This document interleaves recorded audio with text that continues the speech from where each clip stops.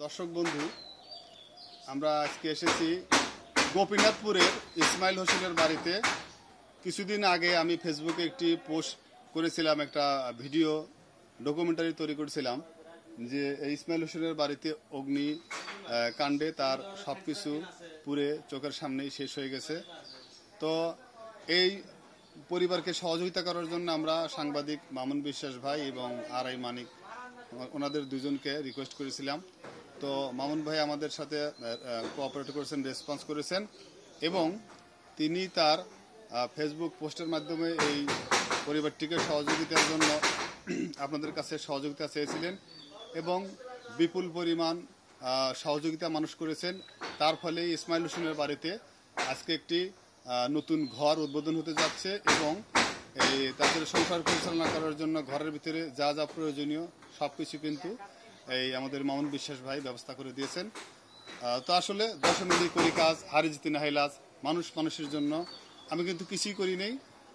মাসুদের কথা মতো, নিউ লাইফ হাসপাতালের কন্ট্রোলার মাসুদের কথা মতো আমি শুধু এসে একটু শুরু করে দিয়েছিলাম।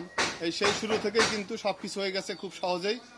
তো আসলে এভাবেই আমরা মানুষের জন্য যদি টাকা পয়সা দিয়ে সহযোগিতা নাও করতে পারি, যদি একটু সাহস দেই, যদি একটু উপায় দেখিয়ে দেই, তাহলে কিন্তু সেই মানুষটি আবার ঘুরে দাঁড়াতে পারে। তো মামুন বিশ্বাস ভাই এরকম শত শত পরিবারকে হেল্প করেছেন, এটা আজকেই তার একটি নমুনা। দেখুন, এইদিকে ইসমাইল হোসেনের যে পোড়াবাড়ির যে ধ্বংসাবশেষ এখনো কিন্তু আছে, আর এইদিকে তার কিন্তু যে নতুন নির্মীয়মান ঘরটা ছিল, যার জন্য তিনি 4 লাখ টাকা রেখেছিলেন, সেই টাকা পুড়ে গেছে। সেই ঘরটা কিন্তু এখন তৈরি হয়ে গেছে, এখন কাজের লাস্ট ফিনিশিং চলছে। আপনাদেরকে একটু দেখাই। এই যে কন্ট্রোলার মাসুদ ঘুরে ঘুরে আমাকে দেখাচ্ছে ঘর, নতুন কাঠের কিন্তু দরজা, টিন সবই। আর একটু ঘরের ভিতরে দেখাই।